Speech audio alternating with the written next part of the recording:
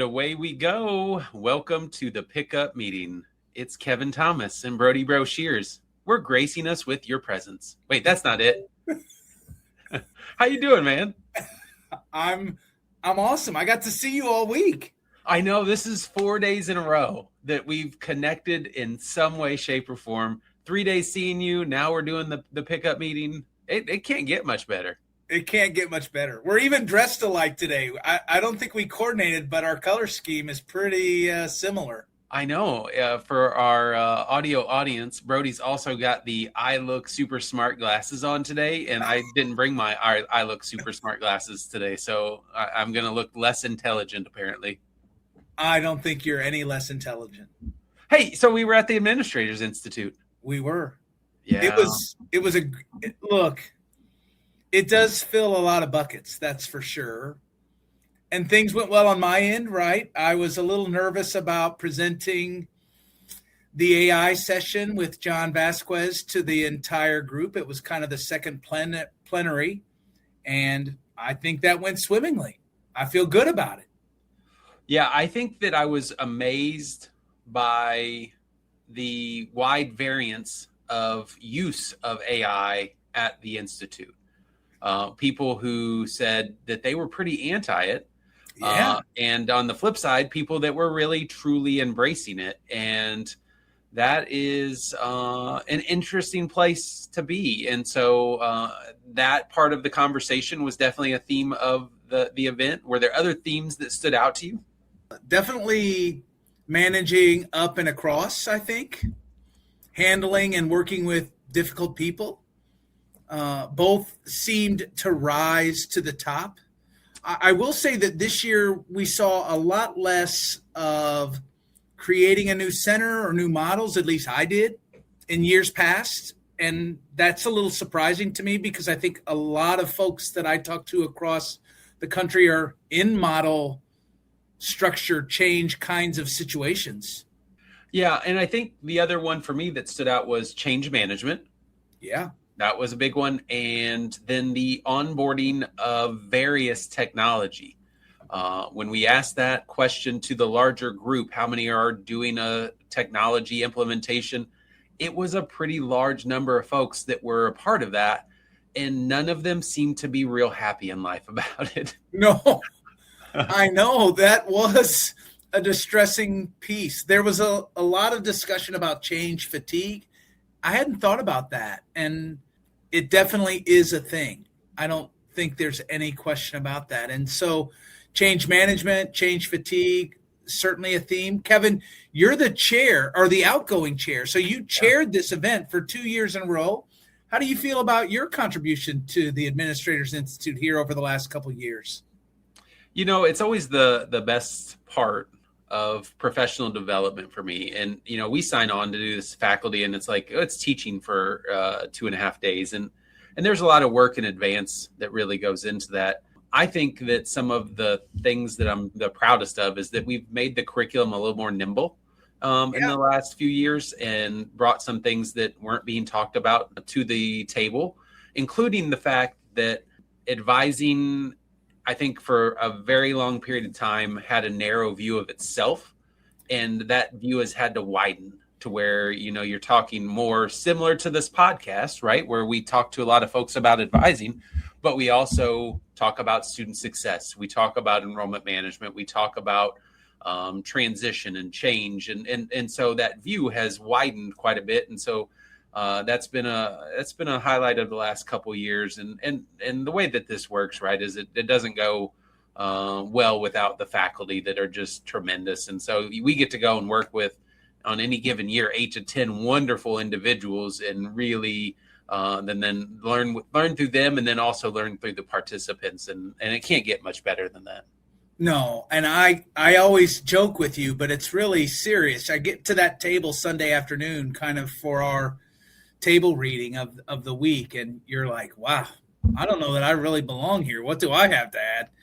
You know, also, I'm going to be super tired by the time this thing is over. It's such an impressive group. Well, NACADA's in debt to you for your service and really organization of this great event. And we haven't talked about really the most important thing, and that's the ability to be able to help the 130 or so participants that come in that are putting together an action plan, trying to solve big problems. You know, I always love those individual consultations that we do in the evening of the second day. That it's kind of that speed dating version of problem solving that's just really invigorating to me. Yeah, you met with my team, so you solved all of my problems because I had a team at the Institute. I did. You're lucky that I'm nice. That's right. You solved everything. I don't need to do anything in my job anymore. I gave them good advice, Kevin. I could have given them really bad advice. I could have steered them in the wrong direction, but I didn't do it. That's right. Because I like you. Speaking of things that are the right direction, look at that transition. That's great. Yeah. We both drove to the Institute and drove back, and both of our drives were roughly 5.5 to 6 hours. And I have to say, I feel like absolute doo-doo today because I'm exhausted. And it's like driving just getting to be this thing when as you get older and listen, 45, right? And a little younger than you. But I still am like, I used to drive all the time. This is terrible. I feel so awful today, and I'm not a big fan of driving right now. Well, maybe it's because you're a little bit under the weather. I tend to really enjoy driving, and I usually am driving with my wife and a dog. But, you know, when you have the car to yourself, you can kind of set everything into the passenger seat. You pop your headphones in. I don't think you're supposed to do that. You said that last night. I still don't think you're supposed to do that. It is really invigorating to be able to listen to podcasts and to listen to your music. Sometimes I'll just put one headphone in so I can hear the horns honk when I'm doing the wrong things, which is very rarely happening. Yeah, I'm sure that's not the case, but okay. But and at 5.5 hours, you have to do at least. I got to stop once. My car's not big enough to make it, but I do really like to only stop minimally. So I used to always carry a big soda with me, and that never went very well. Yeah, you told me last night that you stopped. I did. And I said, what did you get for dinner? And you listed the healthiest thing I've ever heard anybody get from dinner. Can we go through that again? Yeah, I had chips. Yeah. And almonds. Yeah. And a Milky Way bar. Yeah. For dinner. All right. Well, listen. What did you have for dinner? I didn't stop at all. I stopped to go to the restroom and to get gas, but I ended up not getting food because the Google Maps took me back in some way that just didn't have a lot of options. So I was like, I'm not stopping at that McDonald's or that one or that one. Yeah. You know, it just felt like there was nothing else. I mean, the only other thing that I'd say is getting older, I really do not enjoy driving in the dark. It's not as fun as it used to be, right? There's no doubt that I'm just terrified of hitting a deer. You know, I'm in the Midwest and deer are things. And yeah. They're actually animals, yes. They're animals that do massive damage to cars. That's right. Well, and remember, I want to drive the same car all the time for the rest of my life. So I need that car not to hit deer. Yeah, we need to have like a throwback button anytime we refer to something that occurred on a previous episode. Yes, we do. Throwback. So you were eating your Milky Way bar. Yeah. And that's one of your candies. But I learned that you're a big fan of lemon something this week. I mean, I love all Tootsie Pops, but you are a real friend if you can find lemon Tootsie Pops and get them to me, because they make lemon Tootsie Pops, and that might be the best candy of all time. I didn't even know this was a thing. I know. Utterly disgusting. Well, I mean, you can't eat Tootsie Pops in meetings or with your friends because you got to talk to people. But, I mean, when I drive, Tootsie Pops are always in the car. I have 3 or 4 of them, and they're only 60 calories a pop, right? So you can have 3 or 4 of them. Yeah, definitely. To go with your super delicious dinner you had last night. I don't normally eat like that. You know that. That's true. You're the model of fitness. But you have a candy too, but it's a candy that I really like. Yeah, the Starburst jelly beans. Oh, man. They are the best. And we're coming up on that time frame, that Easter season when you're going to see those everywhere. And I am addicted to them. And to the point where last year, I think I probably didn't have very many because I knew I couldn't stop myself if I did. I'm in the process of being healthier and eating better. And I think those could have sent me down a dark path to gaining a lot of weight. Well, Starburst jelly beans are amazing. Even regular fruited jelly beans are amazing. But I'm telling you what, you put spiced jelly beans in a bowl and put them anywhere close to me, we're gonna have words. Yeah, those are the worst things in the world. So as long as they're just not spice ones, you're good. Yeah, absolutely. Yeah. I also don't understand the jelly bean game in which you eat things that could be nasty. Do you know that game? Oh, yes. I don't get it. Yeah, why would you eat a jelly bean that tastes like dirt or grass? Yeah, and those are the kind ones. Like there are other awful ones, like burp. And yeah, it's just so bad. I don't know why you would do that. Well, maybe we should bring on our guest and find out what's the most disgusting candy she's eaten. Or maybe she's got a candy that she really likes. That might be a better approach. Yeah, I am super excited to welcome Cecilia Olivares from the University of Missouri to the episode today. Cecilia is the Director of Academic Advising Initiatives at Mizzou. She's also a former NACADA President, currently serving as the co-chair for the NACADA Region 7 and 10 conference that's held in Albuquerque, New Mexico. That's fun. Yeah. Welcome to the show, Cecilia. Thanks, guys. It's good to see you again. I also got to see you this week every day. Yeah. Sometimes there's not enough of us. No. So two questions, like, do you have a candy, Cecilia? I do. Also with the Easter theme, the Cadbury mini eggs. Oh, yeah. No, I'll do that. Those are great. Oh, yeah. Those are delicious. Well, we've ruined our Easter candy discussion. Yep. Yeah, we have. And so when we get to those episodes, we're going to talk about Christmas. That sounds great to me. Yeah.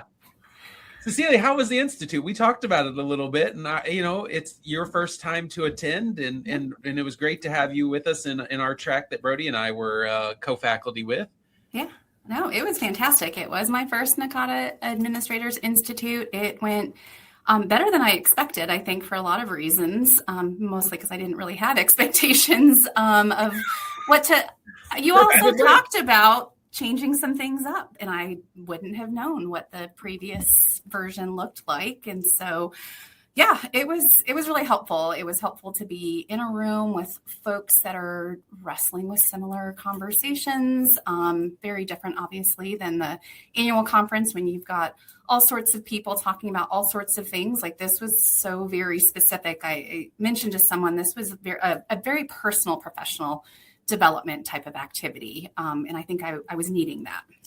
Yeah, that dedicated time to kind of tackle an issue or concern or problem is really useful. What are you working on? What was your kind of action plan? Like what are you trying to accomplish?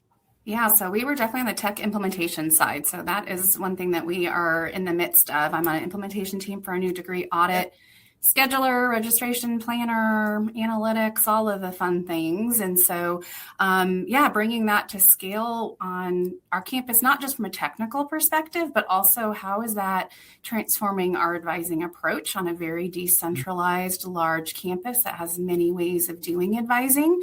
So really kind of the parallel of we've been doing the technical things.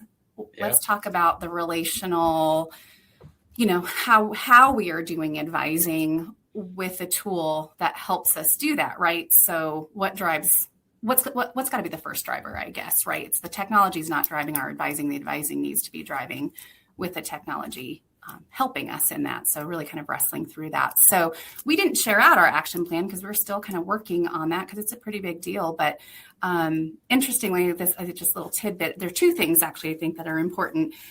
We did the individual consultation with Kevin, and Kevin, I have to say your question to me and my colleague Cody that really kind of resonated was, I think you asked something about, it was like, what's the worst that can happen? Or like, what are the consequences if you do this? And that really, we walked away from that and we sat for probably another good 20 to 30 minutes and we talked through like, what are we scared of? Like, what's really going to happen?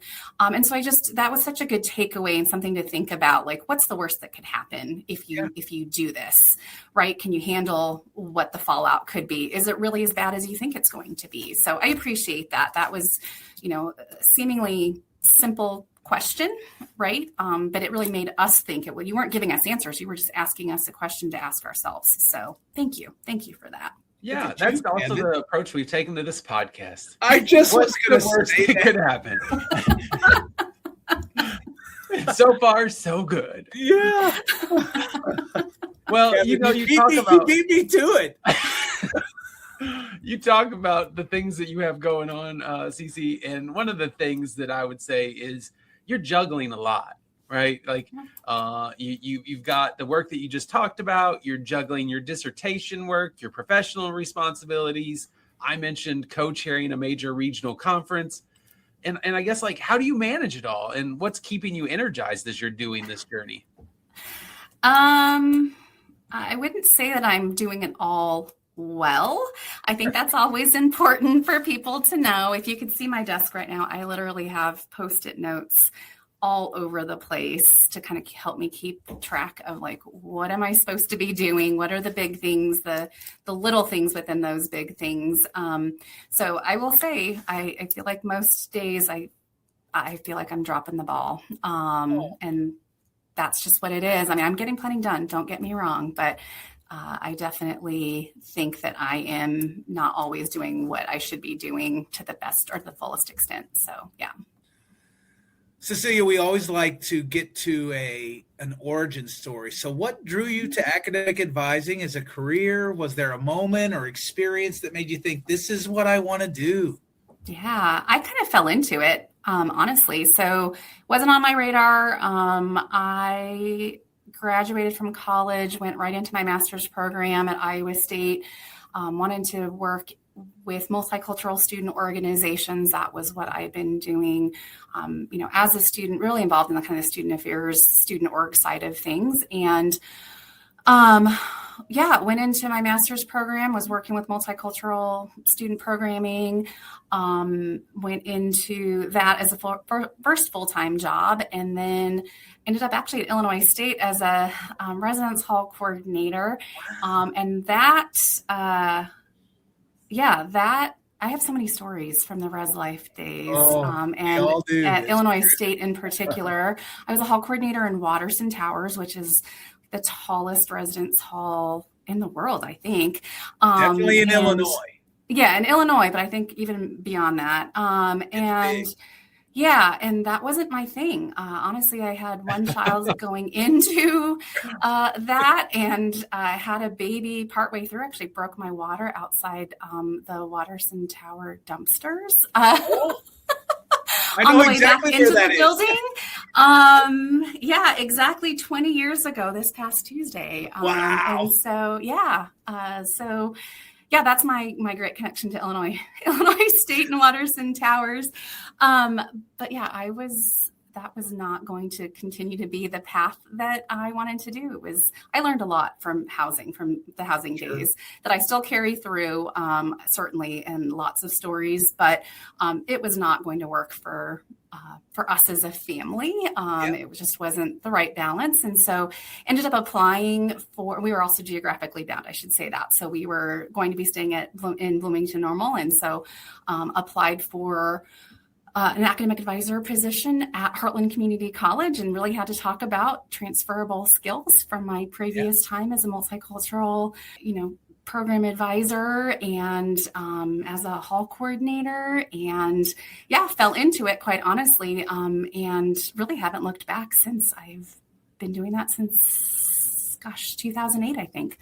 So it's been good. It's been kind to me. Brody's never going to look at the dumpster of Watterson Hall in the same way. He's going to be like, life began here for South Tower. South Tower. Here we are. Waterston is it's such a unique building. I mean, yeah. If you can't, the elevators only go every 3 floors, but the building's 31 floors. Yep. Right. Every 5 floors. Yeah. It's every in the middle of floors. Yeah. So it's like 5 residence halls stacked on each other. Yes. Right. And so you've got 5 floors per hall, and on each end, it's actually like 2 residence halls, right? One in each tower. But yeah, the 3rd floor is where the elevator. Each of those is where the elevator stops. And then the other part is that there's crisscrossing staircases in each tower. So there's a red staircase and a green staircase. I'm assuming it's still the same. It is. And so it is a maze of a building. Absolute maze of a building. I help students move in, and every time I do that, I've done that every summer I've been here now, and Waterston is always the building I decide to help out in, and I'm always like, this place is really unique. It sure is. Sure is. That's the best word for it. Yeah, we're going to go with that. Yeah. And also, who designed that? But I hope you're not listening to the show. Cece, for people who might not fully understand what your role is, what does academic advising initiatives really mean? Yeah. And how do you explain your role and what its impacts are on student success? Yeah, it's a great question. I think I'm still learning how to figure this out every single day of what this role is. So I'm the first person at Mizzou in this particular role. This was a position that our Academic Advising Leadership Council proposed upwards to our provost at the time, that we needed a person that could help, a position that could help us across our very decentralized campus, 9 schools and colleges. We have exploratory advising in a transfer center as well. So lots of ways that we're doing things and lots of projects, and not always a seat at the table when leadership decisions are being made, because we can't all be at the table at the same time. And so having this position helps us move a lot of those projects and initiatives forward. So a lot of it has been policy process enhancements, towards student success. So we had a big project around academic standing. We essentially kind of blew up the academic standing policy that had been longstanding here at Mizzou. Worked with faculty council to get that to move forward, because we had some process improvements that we needed, but we needed to change the policy before we could do that. Technology implementation. Advisor training and development is in my purview to really figure out how to standardize and centralize certain pieces, but what still lives in the schools and colleges, for example, and really just working with the Advising Leadership Council and our advising community at large in terms of what we need to support students and student success. Yeah. We're kind of in a similar boat here at Illinois State University. What's been the hardest or the biggest challenge of that decentralization, now that you've been identified as a person to kind of bring all that together? Yeah, I think really just trying to figure out what does get standardized, right? And what can get centralized, and what needs to stay where it's at. And you've got so many different kind of cultures within each school and college and different ways of doing things. And that is definitely the hardest, is how do you coordinate all these moving parts and pieces? And really kind of sometimes do you need to coordinate all of the moving parts and pieces? So it's always I'm going to go back to the Bowman and Deal. Okay. Yes. You talked about this. I'm going to tie this together for us. I will say in my doctoral program, Bowman and Deal is like the one thing that has stuck with me. If I didn't learn anything else, those 4 frames, I think, have helped with so many aspects of the work that we do in advising administration and leadership, and really considering all 4 of those. So if you think about the structure, we have a really decentralized structure, right? Cool. Okay. There are some things that we can work to kind of reorganize within that.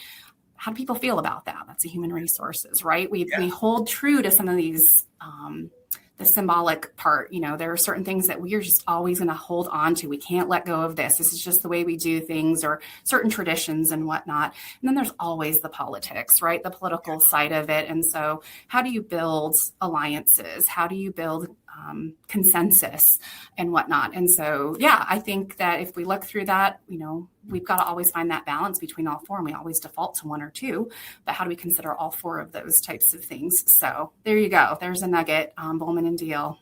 Thank you for bringing that back this week. Look at that. See, I was going to give credit to your doctoral program, but I did talk about Bowman and Deal and strategic change management, track B, and how I've used that in my career. So it's great to hear you talk about that. What do you think about that, Dr. Kevin Thomas? Listen, for our audio audience today, like Cecilia brings this up, and all of a sudden Brody's just like beaming like a proud papa, right? Like he came up with this idea and it was just magically going to show back up. He talked about it on Tuesday, and all of a sudden on Thursday, here we are again. And it's like, wow, like, man, I didn't think his head could get bigger, and CC might have made his head bigger here. Sorry about that. Yeah, these things happen. Humble. Come on. These things happen. You worked in advising for quite some time, and you've had various roles, various places. You've been in the wonderful opportunity to serve as the NACADA President. And so I'm curious if, some of your last answer hit on some of these things, but, what do you think institutions get wrong about advising? And are there ways that they should be considering it differently than they might be right now? That's a great question.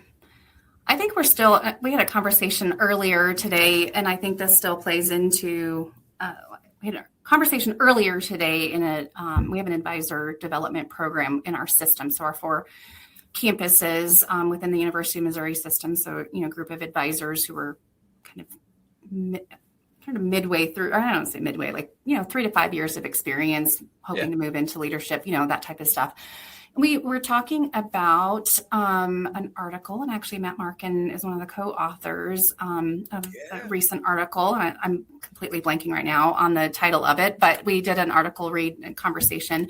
But we were having the conversation around the definition of academic advising. Like, what does that mean on our own campuses to ourselves? And the fact that we don't have a common definition of academic advising, and for so many reasons, right? There's campus reasons, the role is so different, how we do it, all of that type of stuff. And so I would say, I don't know if it's that we're getting it wrong. I think it's just that we don't really have that common definition that really shapes who we are, or maybe not shapes, but really defines who we are, right? As a profession, and how we do that work on our individual campuses. Because you said, Kevin, I've been on multiple different campuses, and it looks different. And even those roles have looked wildly different. I worked at the University of Memphis in our Center for Academic Retention and Enrichment Services, working with students that were on probation and returning from dismissal, and wouldn't call that academic advising work in kind of this sense that most people think of it. And we worked in coordination with our academic advisors, right? But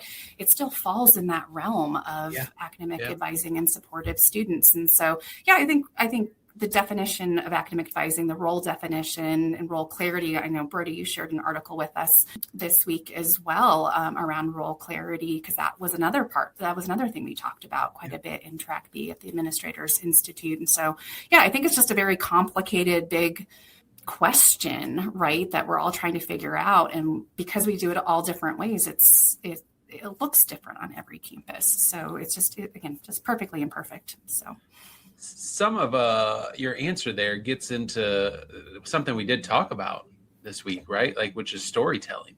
And those answers of like, what is advising on our campus?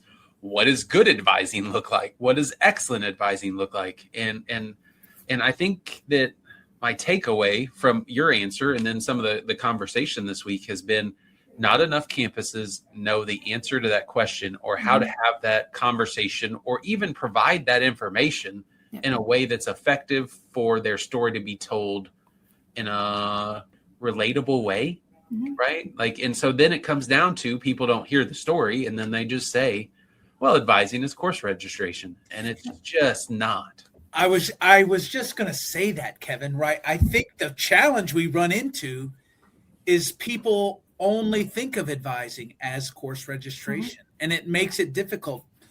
And we should use history and NACADA as a resource, because some of the earliest historical definitions of advising clearly articulate that it's more than course registration. Mm-hmm. Clearly articulate there's a connection to the course goals, or to life goals and career interests and personal goals. Right. So I just think we've got to do a better job of making certain that the staff that we bring on understand that it's more than course registration. Certainly we have to be good at that piece, but the article that was in the Academic Advising Quarterly that I wrote about the power of the 30-minute meeting, even granularly, the 30 minutes that we spend with students needs to kind of take into account that it's not just about course registration. It has to be about more than that.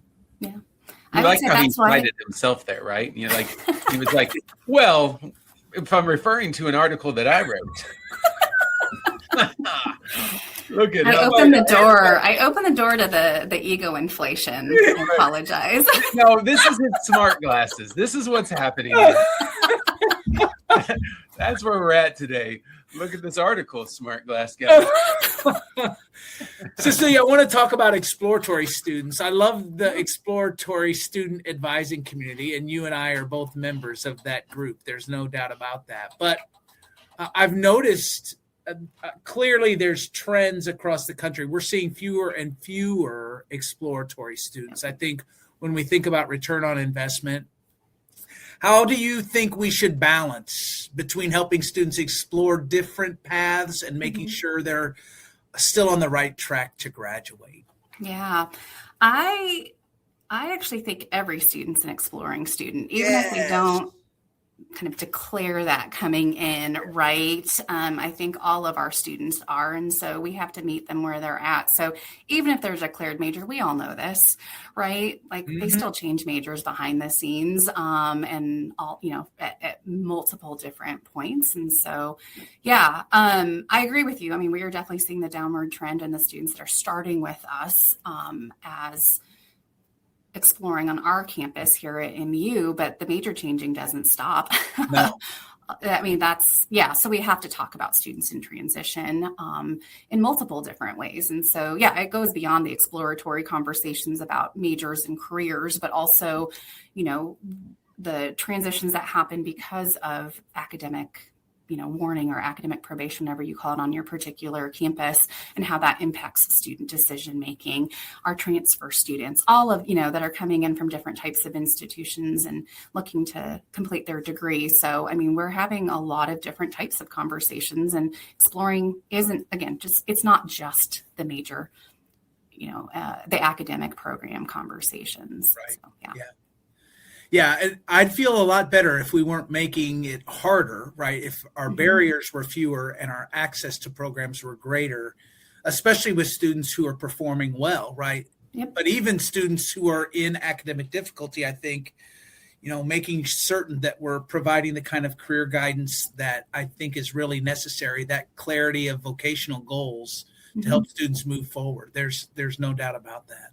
And even our high achieving students, right? We have students that want to have multiple majors and minors and certificates. And how do you balance all that when you're still trying to get done in a 4 to 5 year time frame? They're still exploring, and it's not even just the exploring part. Sometimes it's the decision making part. Sure. Right. And there's a continuum of decision making as well that we're guiding students through. So helping students understand purpose. Right. Yep. Absolutely.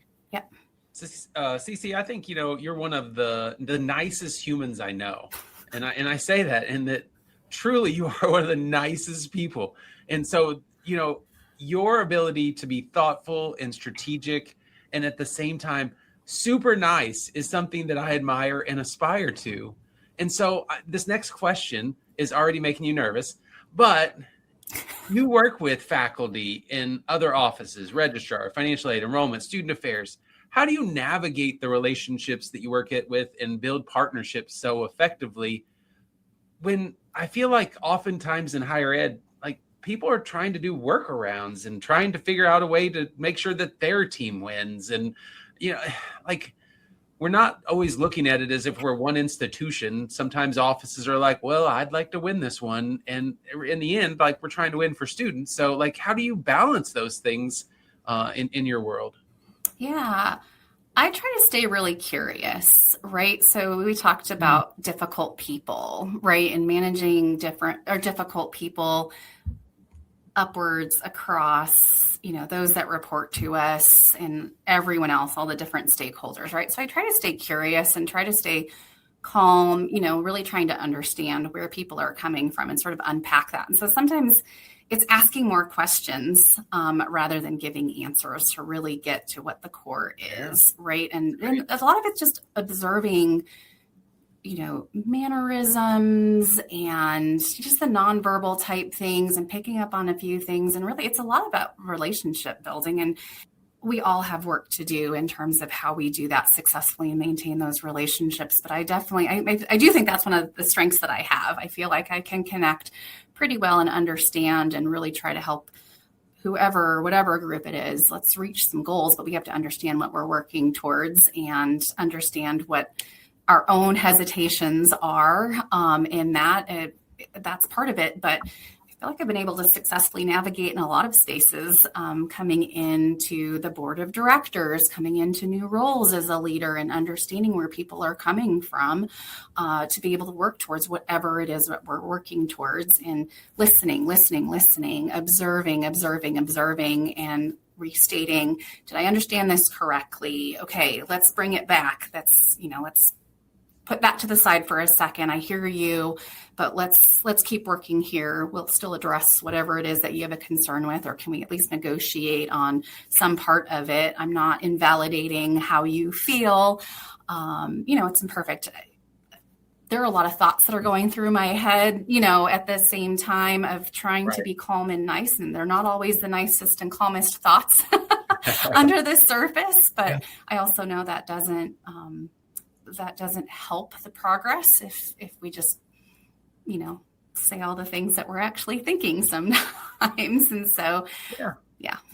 So deep down, you're thinking the things that Brody typically says. That's Probably. What I hear you say. Yeah. I would agree with Might that. Be. Yeah. That's fair. I am excitable. So sometimes that means, when things are disagreeable, maybe I get a little excited. I guess that's probably true. I mean, I hold it together mostly with you, Kevin, and I'm thinking really bad things right now. Yeah. How excitable of you. So you mentioned, Kevin, you briefly mentioned that Cece was the president of NACADA. We don't have to talk about your presidency. It happened kind of in the worst possible time frame of all times, which was COVID. But you're chairing the NACADA Region 7-10 conference this spring. Mm-hmm. You're thinking about being president 4 or 5 years ago, and now kind of chairing this conference. What are some of the big conversations that you see happening in the advising world right now? I don't know that there's any one thing that I'm hearing. I feel like there's so many different things right now. I don't know if I have a good answer. The types of sessions, proposals that we're getting, that the conversations we're having here on our campus, even in the Administrators Institute, I feel like there's just so many different things. I don't know if I have a good answer for that, Brody, honestly. It is a lot. I have to skip that one. No, I think you're right. I maybe that's the change. Maybe that's the change fatigue and the change kinds of maybe topic that we've been talking about is so much is changing. Maybe that's the answer, is that there's just so much change in the intersection of advising and student success. Yeah, that might be it. Yeah. And let's be honest, you're doing the Region 7-10 conference in Albuquerque. You're reading themed proposals at this moment. And the first thing that in my mind goes to this, having read so many proposals in my career, is like all of the gateway to the West and gateway to the Midwest that became gateway to advising. And so I'm like, what is like Albuquerque famous for? And like the only thing my mind went to is like Breaking Bad advising, the only thing that's occurring in this entire scenario. I'm sure there's tons of things that happen in Albuquerque. I don't know what they are, so I'm just going to Breaking Bad the entire time. Kevin was an academic advisor, but then he turned to selling meth. Can I throw in a little New Mexico? I feel like I got to throw in a little New Mexican culture here because I grew up 90 miles north of Albuquerque, actually in a little town called Los Alamos. But, the big question when you're in New Mexico, when you go out to eat, is red or green. And it's red or green chili, but you can also get Christmas, which is the combination. So, I kind of think that there might be some relevance in there, right? Like we're talking about exploring and the choices that you have to make. And can you merge those things together? You can choose not to have any at the same time, right? So I don't know. Throw that in there too, Kevin, for you. That's right. It went off the real rails when Brody started talking about meth. So if we're going to, we can't talk about Breaking Bad without talking about meth, can we? Apparently not. Here we are. I did not have this conversation on my bingo card for this episode, but we made it. Well, we can pivot back to working with new academic advisors. What advice would you give, Cece, to someone just starting in academic advising? Oh. See how I pivoted there, Kevin? What advice would I give? I think stay curious. I think, continue to put things in your advising toolbox. I think that's how all of us have kind of gotten to where we are, right? You have opportunities ahead of you. You've got what's in your job description and what you're doing on a day-to-day. But I think things like NACADA give us the opportunity to add a little bit more to our advising toolbox. And so we've got this little, toolkit or toolbox of things that we're continuously adding to. And as long as you're continuing to add to and use those things when you need to, and when, you find the opportunities to, I would say keep doing that. Don't stop learning and growing, because one of my favorite things about being an advisor and starting at a community college as an academic advisor was, Brody, I'm going to go back to, the 30-minute conversation. No meeting is the same. Right. And that's what I loved is that, every 15, 30 minutes, I was having a completely different conversation with students, and some of those really stand out. And so I loved it. I loved hearing the different stories. I loved hearing the challenges and the goals that students have. And it was like a puzzle. And how do we put these pieces together? And like that conversation or helping a student with a decision was just like one more piece in their puzzle, to make this picture, or kind of framing what it is that they want to do, and then putting some more pieces on the inside and that type of stuff. So I would say, for new advisors, just keep learning and growing, keep asking questions, enjoy it, because after a while you've met with thousands, hundreds and thousands of students. There's lots of stories, and the impact that you have on them is one thing, but some of these students, they've impacted me and how I do my work on a daily basis because of those conversations. That's such great advice, Cece. And it makes me want to just go out and be an academic advisor right now. Maybe I'll give it a go. There you go. He's switching careers. I do really, I mean it 100%. It's such a fantastic response. And I think the idea that every individual interaction matters is really an important one as we start to chat with new advisors about this work. I would say we're going to transition here a little bit, but it's going to be a little mix of the professional and personal here. Okay. You are trying to get to the end of the dissertation journey, trying to finish this process. For the audio audience, there was just a deep sigh. You could see that It was there, right? And so you mentioned several things. One is that you have books that you want to read when you finished your dissertation. I'm curious, what are some of those books, and are they a little dusty? And maybe the flip side of that, if you want to talk about this is up to you. What are the things that you would say to somebody that's fighting through at this moment to try to get done, that helps motivate you to get done and keep going in this process, because it is a marathon of a process? Yeah. Great question. I'll be honest, I have a lot of books at home that are collecting dust that I haven't read, that have been gifted to me. The one that is sitting on, well, there's three, and I honestly can't even remember what two of them are right now, but the one that's sitting on the top is the Let Them book by Mel Robbins, who I enjoy listening to her podcast, but Jenny Bloom actually is the one that told me about the book and kind of gave me a couple snippets. She actually gave me kind of her notes from the book. So I did buy the book, and that is one that I absolutely want to read when I get a moment to actually completely immerse in that. But some of the others are more of the fiction genre that I just want to kind of escape like I used to back in the day when I would consume many, many books, even sometimes multiple in a day when I was younger.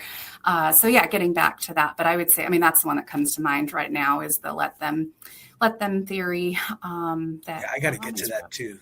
I've had multiple people tell me about that book and how it's kind of changed their mindset for sure. So yeah, there was another question in there, Kevin, about the dissertation process.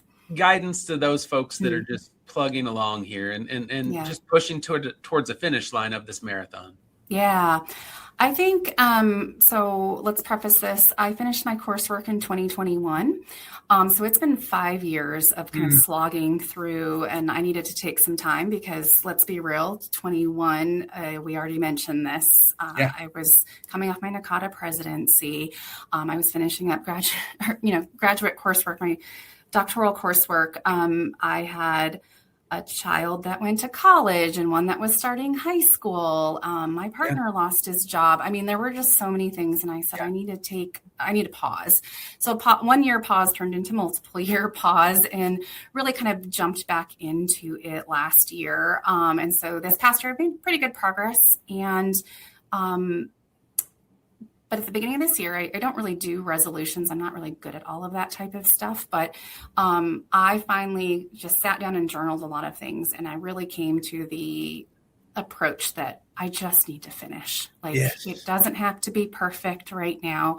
I just need to get something to my dissertation advisor, which I already have been obviously through chapters. I am essentially done with content. I have edits to do that I've just not been able to get to. It's just days are long and I get tired of staring at a computer and, need my brain to work. And I work well when I have multiple hours ahead of me. I don't work well in like 15-minute increments. Like some people can kind of chip away at things. My brain doesn't operate that way. But yeah, now I think I'm hyper focused on just get it done. Stop overthinking it, just do it. So I'm almost right there. I just have some more edits to finish. So I really like the slogan you went with there, right? Like, get it done, just do it. No one has coined that phrase in the history of this world. And so I think that if you broadcast that everywhere, I don't think anybody's gonna give you any grief about it at all. I really, that one's top notch. I like it. Are we ready to move to the lightning round, Kevin? I think so. Let's just do it. Lightning round. All right. So we're starting out here. Now you're really stressed out. We've asked all the hard questions. Now so stressed out. Yeah. All right. I know that these are two that you enjoy. So NCIS or Criminal Minds, if you have to pick one, which one are you picking? I'm probably going to have to go with Criminal Minds.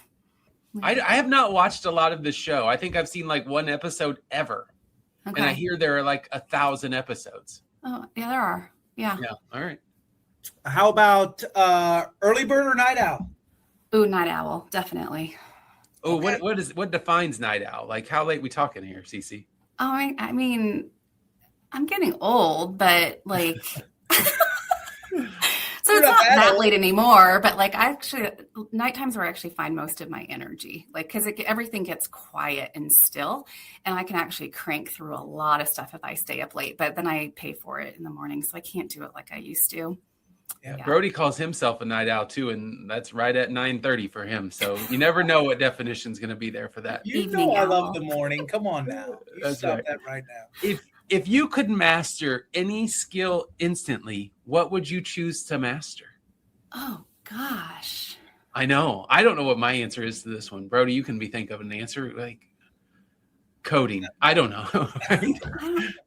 The first thing that came to my mind was singing because I am a terrible singer. Oh. But I don't. Yeah, we're going to leave it at that. We're going to leave it at singing. Yeah, I'm not going to overthink this. Okay. Yeah, I love it. How about a guilty pleasure food that you'll defend to the death? Oh, Defend to the death. I mean, I'm going to stay with the Cadbury theme.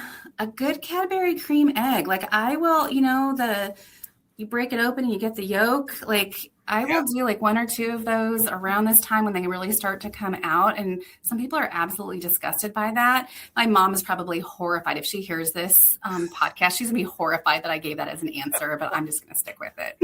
Yeah, at this moment, if my wife is listening to this episode, she just turned it off. And she was like, nope, no Can't more. do it.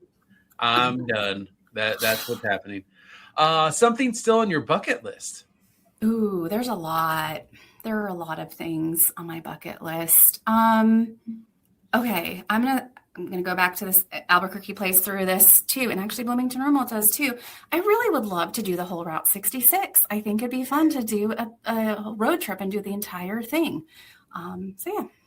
Yeah, Brody won't drive with you at night, but he'd go with the rest of the trip with you. Okay, Brody, I don't like driving at night either, so it can be during the day. It's fine. I still drive at night, Kevin. I didn't say you didn't. I said don't like. Come on now. You're fun. I like you. What's the best advice you've ever received or ignored? Oh man. I think I know what it is. Cece, you should do this podcast. I think is that advice? Oh, or sorry. Is that just more of that was just a suggestion. General recommendation. Yeah, general push. Best advice. I don't know if this is advice, more so maybe it's just sort of a kind of a phrase or a motto, but my current boss, Dr. Jim Spain here at Mizzou, when I first met him, he has a very family first approach. And some of you may have seen this, I posted on social media as well, because I had written it out, but it's family first, always guilt-free, non-negotiable. And so as an employee, as a supervisor, whatever, family always comes first. And so if you have to step away because of whatever, like I want my people and myself to not feel guilty about stepping away from work to tend to what's most important, and family is most important always. And there should be no guilt associated with that ever. I don't know that there's a better answer to a question to end this episode in your time. You're off the hook. You can breathe easy now. You did it. You made it. Good thing I have deodorant wipes in my desk. Cecilia, you've been fantastic. Thank you so much for being on the show today. It's been great. Having you guys. I appreciate you both. Bye now. Bye. I mean, Kevin, don't I have to say it? I mean, because Braden would expect me to say it. Come on. That was fantastic. It was fantastic. Cecilia was fantastic having Cece on the show. We've been talking about having her on for quite some time. It was great to finally get that scheduled and get her on. And yes, she was fantastic. I just think time we've spent with her, including today, she's such a thoughtful and strategic leader, but she's such a kind soul as well. And every time we have the chance to interact, I'm always learning so much from her. I need to embrace more of her patience approach and her curiosity of learning in my own approach to higher education and being a leader. Yeah, the collaboration moments where you have to work with other entities on your campus, and those campus partners can be hard. And an ask questions first approach is a good one. I don't think there's any question about that. Yeah. She kind of nailed that. Yeah. I'm pretty certain that that's the way she gets it done. Yeah, there's a lot to be learned and gained from how she leads and University of Missouri and the folks that she works with. And I got to interact this week. We both did with Cody, her colleague. It was pretty clear that, she brings on people, has good partners, has good people she works with, and is able to accomplish some things that are really moving that university forward. So it was a joy to have her on today. Yeah, and her service to NACADA too. We can't forget about that. That's right. So we're to the top 3 for this week, and in the road tripping theme of being on the road for 5.5, 6 hours, 12 hours over a 2 or 3 day period there, we decided to go with top 3 songs from our recent road tripping to and from Kansas City. And so do you want to start this off? You want me to start this off? You go first. All right. So I will give some preface and some context to some of these. I'm a big Spotify person. I listen to Spotify a lot. One of my favorite artists is not on Spotify. Garth Brooks, not on Spotify. Wow. Right. And so I was like, well, how do I listen to Garth Brooks? I would like to listen to Garth Brooks on Sunday as I'm driving there. And it turns out it's Amazon Music. So I downloaded Amazon Music and was just listening to songs from the Garth album. So I could list a ton here, right? Like I'm a big Garth fan. If I'm going to karaoke, it's usually Garth Brooks. I love some Garth. And the song that hit me, and I probably sang far too loud in the car, was The Change by Garth Brooks. I just love that song. That is I'm not a big Garth Brooks fan, but I do enjoy that song for sure. Yeah. The second one, which will make our listeners think, what a geek, is Lost in the Woods, which is from the Frozen soundtrack. But that's not the version that I was listening to. I was listening to the Weezer version of that song, and I love it. That's fun. Yeah, in the movie, it's where the deer or the moose, I don't know what they are in the movie. The deer, yeah, he's a deer. I'm not a Frozen expert. I'm sorry. Right, I would say neither am I. I think I've seen it like once, maybe. The reindeer are singing as well, and so like the fact that Weezer's doing that song is tremendous. And then my third and final from the road trip that is fantastic in every way, and it brought me back to my freshman year in college when I lived in Hester College 221, and the guys that lived in 222 were named Big Meek. I honestly don't know what his first name was, and Byron. And all I heard for most of that year was Juvenile's Back That Ass Up. It was the song, and I found it this week as I was driving, and I could not have been happier to just be enjoying the music, enjoying the bass, and throwing down some rap lyrics in the car by myself. That's hilarious. You weren't ready for that one, I'm fairly certain. Well, I mean, I wasn't. All I'm thinking, that is a surprise. All I'm thinking about is you're like, how would I listen to Garth Brooks? I'm like, Kevin, I mean, you could just have a car that has a CD player in it and just bring your CDs and do that. I thought about that because I have all the CDs. My 2016 Honda CR-V has served me well because I still have a CD player in my car. Then I thought about how inconvenient it would be to go find my book of CDs and bring them along and then have you all judge me as you got in my car when we were going to dinner one night. Why do you have CDs in your car? Do you know it's 2026? I could hear your sarcasm and I couldn't take it. I love physical media so much. So I usually bring CDs with me. Sometimes I'll even bring the cases. And so my list starts with a CD that I bought just used at a thrift store the other day. I've been really into a heavy Rubber Soul Beatles album. And I love Norwegian Wood. It's such a great track. And that song kind of got me. I've been reading a book about Miles Davis, and I was in an elevator somewhere or a record store somewhere and heard Doo-Bop sound or Doo-Bop song, which is kind of the last, I think it's the last album that Miles Davis made. It's kind of a mix of hip hop and jazz. So there's some rap in there with Miles Davis's trumpet. It's fantastic. Your list is already so much more eloquent than my list. And then I kind of am really into the instrumentation of the late 70s and early 80s prior to some of the electronic stuff, but really poppy. So I'm going to say 2 songs, and I put them together on the list that I send weekly to my kids. But I had Diana Ross's I'm Coming Out and Michael Jackson's Don't Stop Till You Get Enough. And those 2 songs are baller, man. Just rocking late 70s, early 80s pop. Just great stuff. We had some good road tripping going on. We did. Yeah. That's a good playlist. It is. So put those 7 songs together, except for that last one that you were talking about. Oh, such hatred for Juvenile there. I don't hate it. I'm going to even put it on. I got to listen to that now. There you go. I don't know that willfully listened to that song ever. So I'm going to definitely have to do it. For sure. I can't wait to hear about it. All right, folks. That's it for this edition of the Pickup Meeting. We hope your own meetings, formal or pickup style, are as meaningful and as fun as this one.